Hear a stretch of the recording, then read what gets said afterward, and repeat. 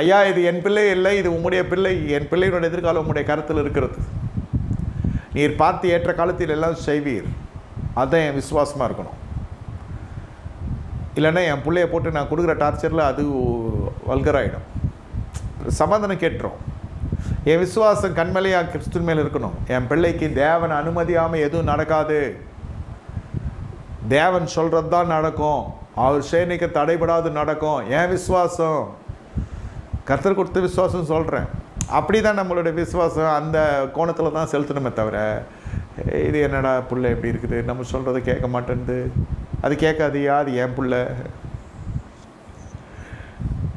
ஆமாம், நம்ம அதிலெல்லாம் போனோன்னாக்கா நம்ம சோர்ந்து போயிடும். பிள்ளையின் முகத்தை நோக்கி பார்க்குறா தகப்பனா தாயா இருந்தால் புள்ளை செவி சாய்க்காது. நீ நல்ல பங்கையே சொன்னாலும் பிடிக்காது பிள்ளைக்கு. அது வேறு விஷயம் நம்மளுக்கு ரிப்ளை பண்ணும். கர்த்தரை நோக்கி பார்த்தால் எல்லாமே நமக்கு பிள்ளைகள் முக்கிய பிரஜைகளாக தெரியாது. எதுக்கு ஓடுற?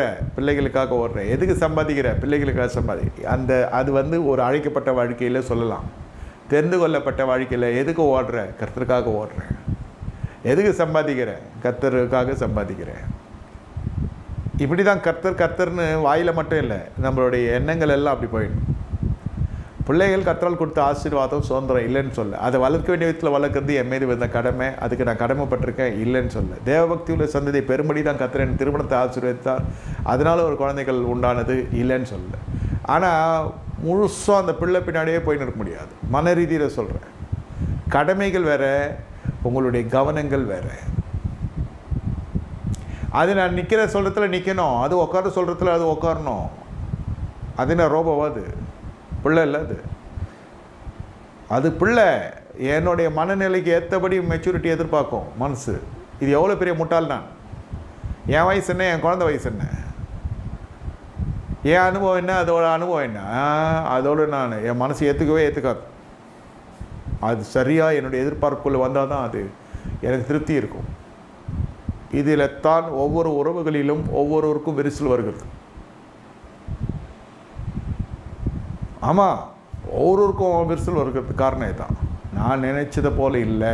திருமணத்தில் ஆரம்பித்து அதோடு இணைக்கப்பட்ட உறவுகள்லேருந்து எல்லா பிரச்சனைக்குமே இதான் காரணம்.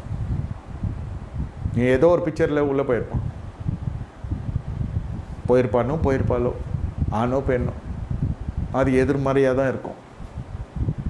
அதில் சில பேர் நல்ல வாழ்க்கையை இழந்தவங்களாம் இருக்கிறாங்க. உண்மையிலே பிள்ளைகள் நல்லா அடங்கியிருப்பாங்க. அந்த பிள்ளைகளை இழந்த பெற்றோர்கள் இருக்கிறாங்க. ஊழியத்தை இழந்த போதகர்கள் இருக்கிறாங்க. விசுவாசி இழந்த மேய்ப்பர்கள் இருக்கிறாங்க. மேய்ப்பிழந்த விசுவாசியும் இருக்குது.